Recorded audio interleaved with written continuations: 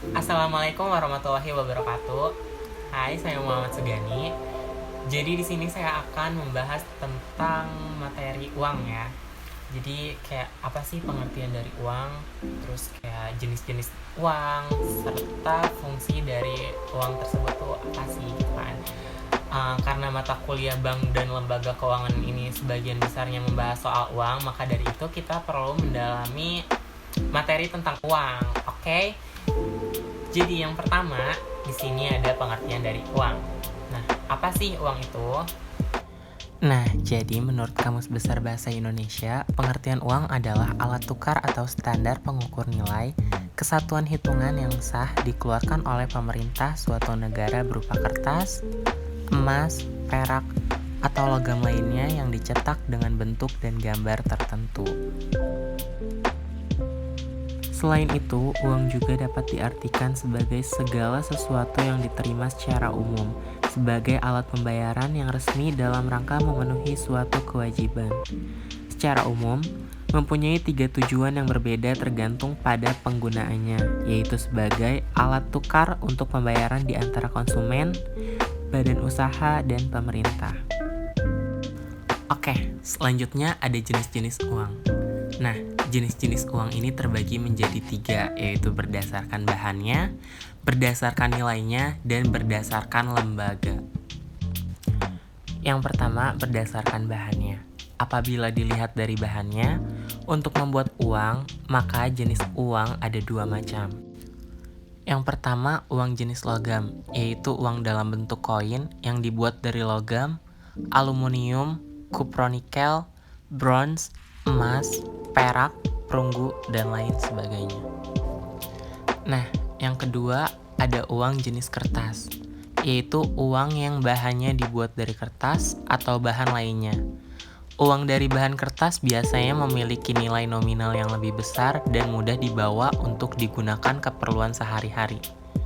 Uang jenis ini dibuat dari kertas yang berkualitas tinggi, yaitu tahan terhadap air, tidak mudah rusak, dan tidak mudah luntur.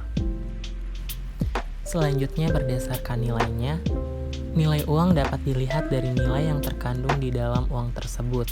Apakah nilai tersebut dari nilai intrinsiknya atau nilai dari nominalnya?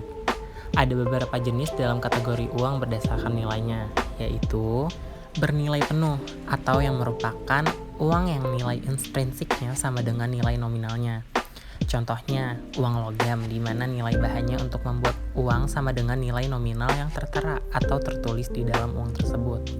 Nah, ada juga yang tidak bernilai penuh atau merupakan yang nilai intrinsiknya lebih kecil dari nilai nominalnya.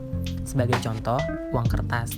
Uang jenis ini sering dinamakan sebagai uang bertanda atau token money.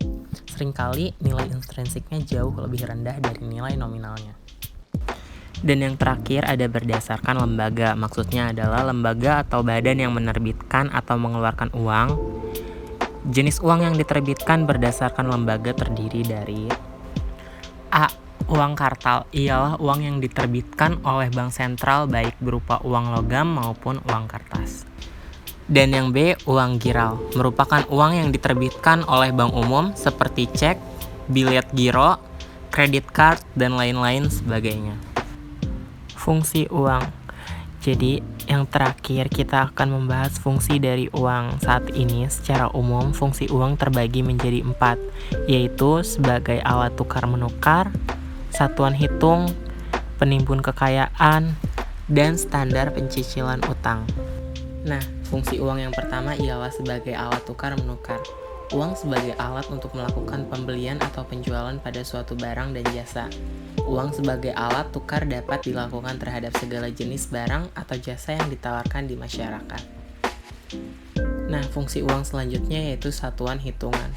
Uang sebagai satuan hitungan menunjukkan suatu nilai dari barang atau jasa yang dijual atau dibeli.